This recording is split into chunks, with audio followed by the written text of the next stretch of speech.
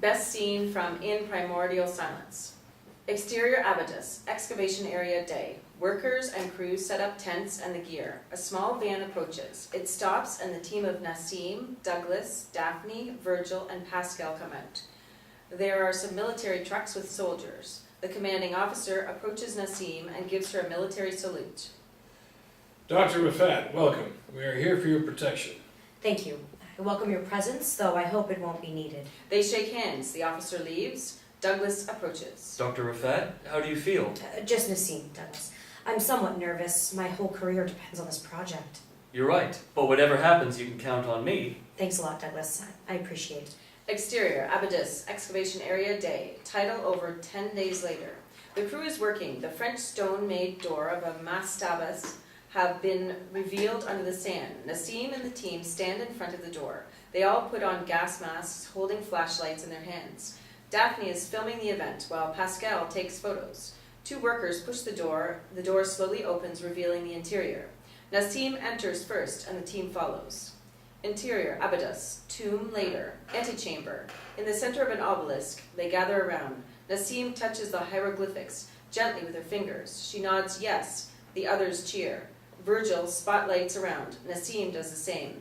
Hieroglyphics and drawings of flora decorate the antechamber's walls. Two entrances, to the right and left, lead to the central chamber. Nassim approaches as the others follow. Interior central chamber of votive offering, continuous. The offertory table is in the center.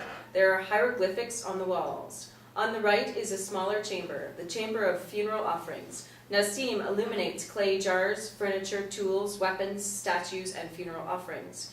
In the depth, there is a staircase that leads downstairs. On the right and left are two majestic statues, Harmaka and Wabbit.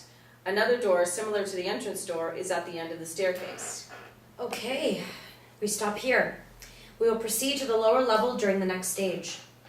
We must breathe some fresh air before moving on. Nassim nods yes. Interior tomb antechamber, afternoon. Nassim and the team stand in front of the obelisk as she reads the hieroglyphics from around the obelisk. I left, but I am always here by the blessings of Harmaki, great keeper and punisher of profanes. I, Meneptha, archpriest of Tha, chosen by King Narmer and his son Horus Aha. With faith in my duty, await those who will fight under the light of knowledge to lead them to the ultimate objective. May the gods protect us. Nassim looks at the others. Strange. Dedicated columns as this refer to the deceased, his life, his votive offerings. This text doesn't refer to anything he did during his life, but something he will do in the future. What could a dead man do in the future? Should we take a break? I don't feel so well. Everyone turns and looks at her. She looks pale. Me neither. Douglas looks at Nassim. It looks like we all need a coffee. I'll follow you in a little while. I want to take another look. Exterior abatis, excavation area, central shed, afternoon.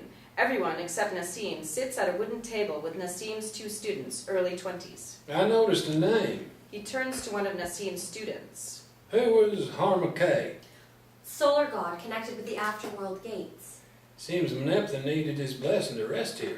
Douglas takes his coffee and sits closer to Virgil. Do you think that Meneptha, with the blessings of the gatekeeper, changes existence level whenever he wants? I don't. Meneptha says. But how would the archpriest consider the profanity? Do we know? So you're saying Meneptha could keel-haul us? Maybe not. If we offer him some incense. Exterior desert, excavation camp, same. Outside a tent, a portable radio sitting on a small table plays. We hear the announcer of an Arabic station. A light air lifts up a little dust and carries it away. Sufi music starts. Seconds later, Pascal exits the next tent, dressing in an indigo blue blouse. The music attracts her attention. She shuts her eyes. She leans her head against her right shoulder, and she begins to calmly follow the music. She spreads her arms slowly and begins swirling to the dervish dance. She continues to dance, her eyes remaining closed. A small whirlwind. Pascal keeps swirling. The small whirlwind comes closer, whirling on the same rhythm. Both turn around, and at the same time on the circumference of a speculative circle. Exterior, excavation area, central shed, same. A wind burst hits their faces. Oh, what's going on? A hollow sound from nowhere. What was that? Douglas glimpses at the distant whirlwind, which is fading. Hey, look! He points. The others hardly see it. Exterior desert, excavation camp, same. Pascal keeps dancing. Another whirlwind appears by her side. It passes over her, blowing sand. She shields her head with her arms. The whirlwind fades and she opens her eyes. Interior, tomb, antechamber. Minutes later.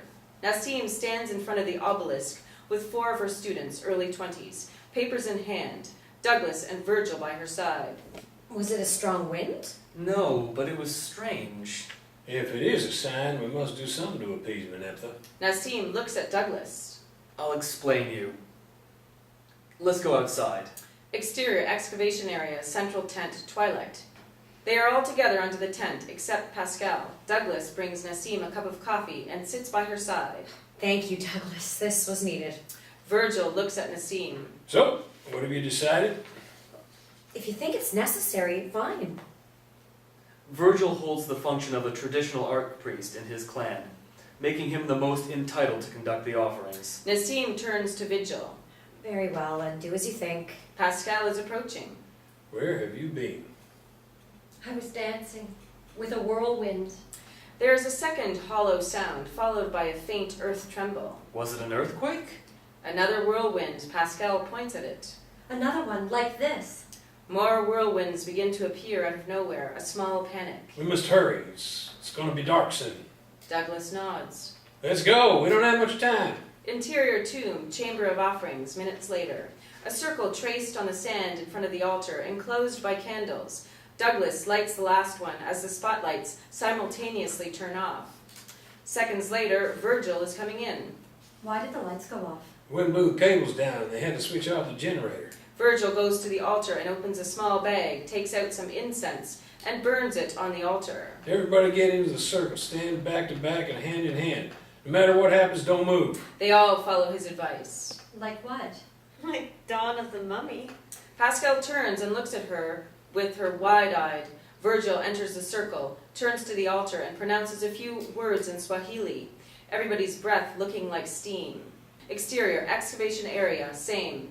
Whirlwinds all over the place. Workers are trying to hold the tents. Interior tomb, same. Virgil continues. A wind blast starts to blow in from the outside.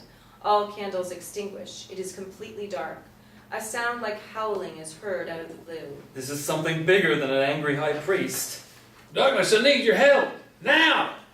In the name of androgynous fountain and the sacred unity, call forth the powerful, 5-pointed star that seals up our entity, our world, and our deed. Done!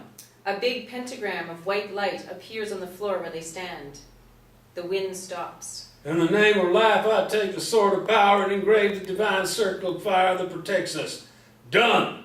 A circle of low but steady flames appears around the pentagram. In the name of the ancient soul of light, I call the white light that dispels the creatures of shadow and their works. Done! Out of the center of the flame circle bursts a white light that spreads for a moment across the whole space. The light lost, the circle and the pentagram vanish. The candles light up by themselves. There is a second of absolute silence. I think it's over. Pascal is hiding in Virgil's arms, while Douglas is embracing Nassim and Daphne by their shoulders. Let's get out of here.